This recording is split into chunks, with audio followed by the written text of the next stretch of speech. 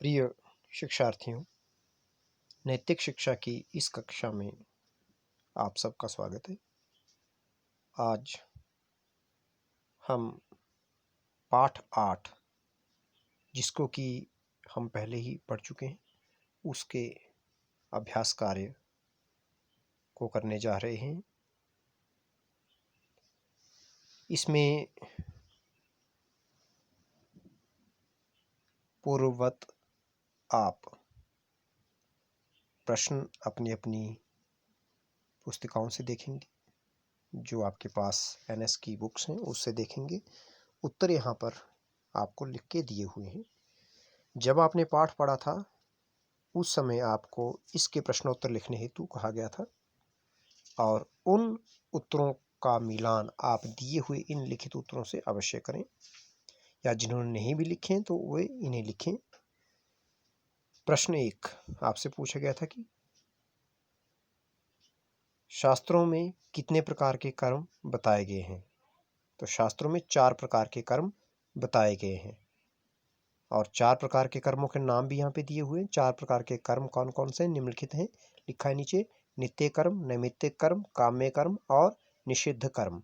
उनका स्वरूप पूछा था, ठीक जैसा लिख के दिए है वैसे ही आप लिखेंगे। प्रतिदिन किए जाने वाले कर्म को नित्य कर्म कहते हैं।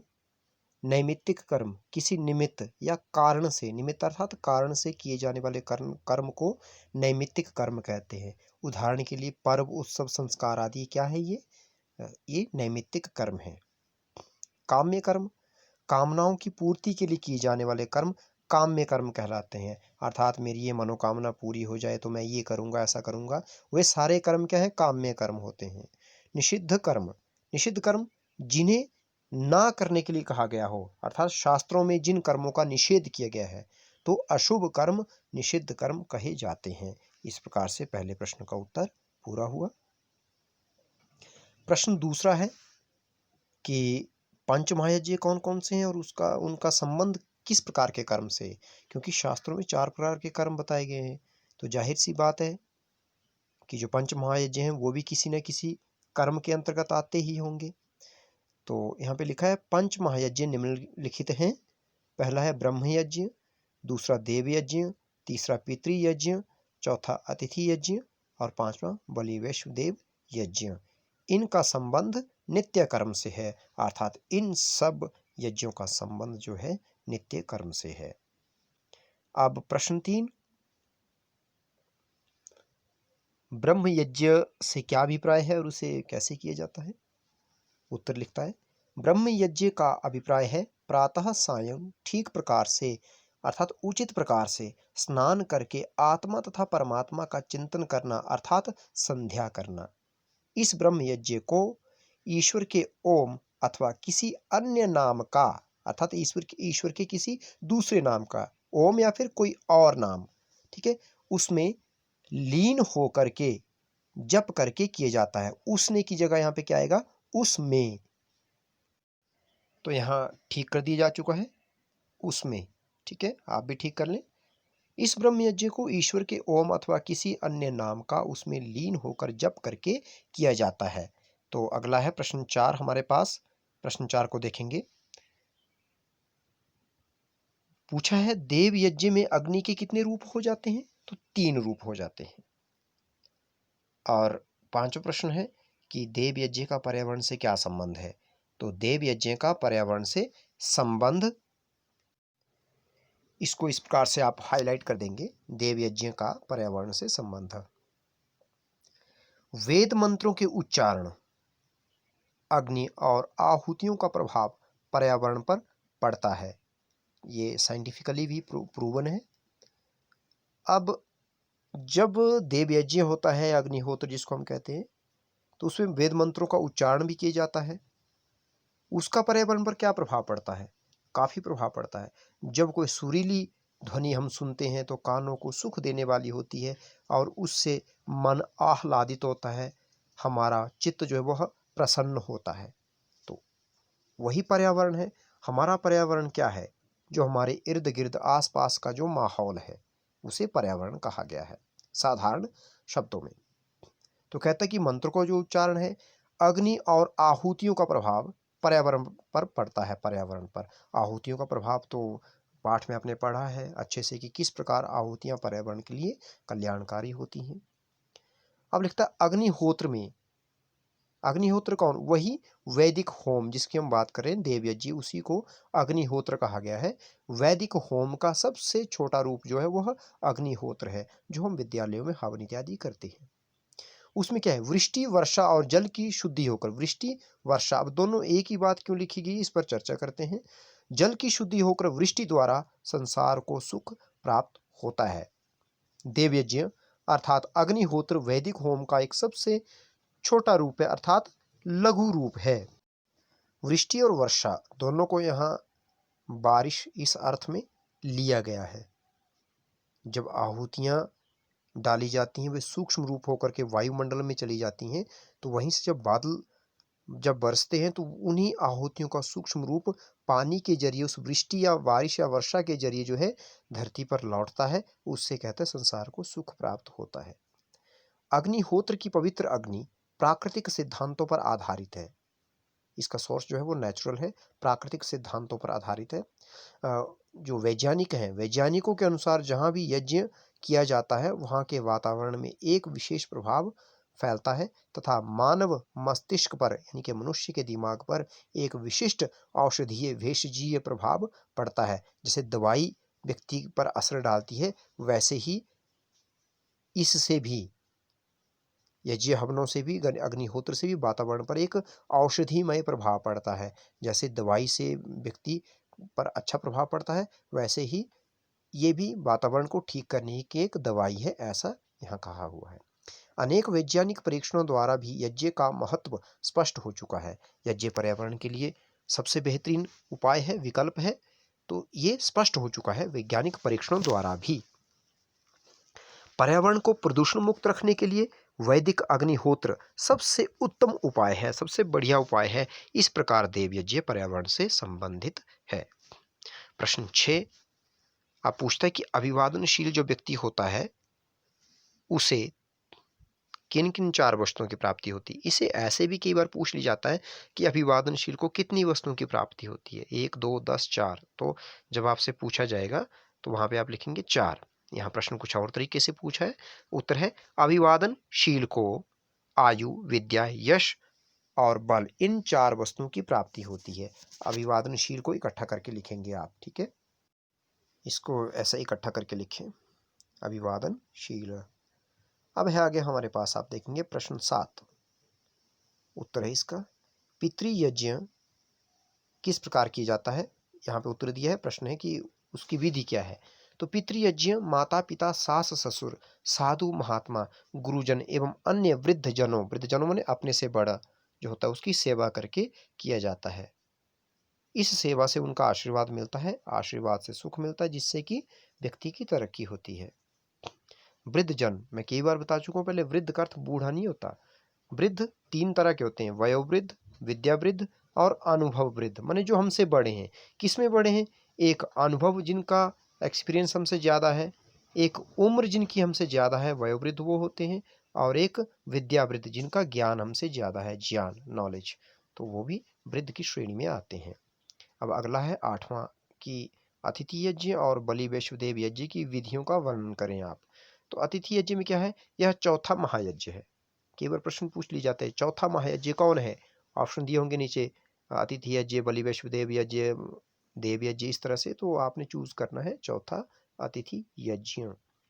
यदि कोई व्यक्ति बिन बुलाए, बिना सूचना दिए या अपरिचित रूप में, परिचित गलत है यहाँ पे, अपरिचित होगा, यहाँ पे ठीक करें इसे, अपरिचित ठीक कर दिए गए हैं, आप भी ठीक करें। अपरिचित माने जिसका आपसे परिचय नहीं हुआ है, जिसे आप जानते नहीं हैं, के रूप में आपके घर आ जाए तो उसका स्वागत कीजिए, सत्कार कीजिए, उसे खाने और पीने को दीजिए। इसी को अतिथि यज्ञ कहते हैं। कहते हैं कोई बड़ा काम नहीं करना है, सिर्फ यही जो आप कर रहे हैं किसी अतिथि की सेवा, वही अतिथि यज्ञ है। यह अतिथि यज्ञ हमारी संस्कृति का एक उज्ज्वलतम चिन्ह है, सबसे उज्ज्वल। आगे लिखता है 40 दिन तक भूखे रहकर भी अतिथि सत्कार से विरत न होने वाले राजा रंतिदेव इस यज्ञ के आदर्श माने जाते हैं। बलिदेव वैश्वदेव यज्ञ। अतिथि यज्ञ के पश्चात पांचवा जो नित्य कर्म है वह है बलि वैश्वदेव यज्ञ। इसे क्या कहा जाता है? इसे भूत यज्ञ नाम से भी जाना जाता है। तो कई बार पेपर में ऐसे पूछ लिया जाता है, भूत यज्ञ नाम से किसे जाना जाता है, या बलि वैश्वदेव यज्ञ का दूसरा नाम क्या है? तो आप लिखेंगे भूत यज्ञ।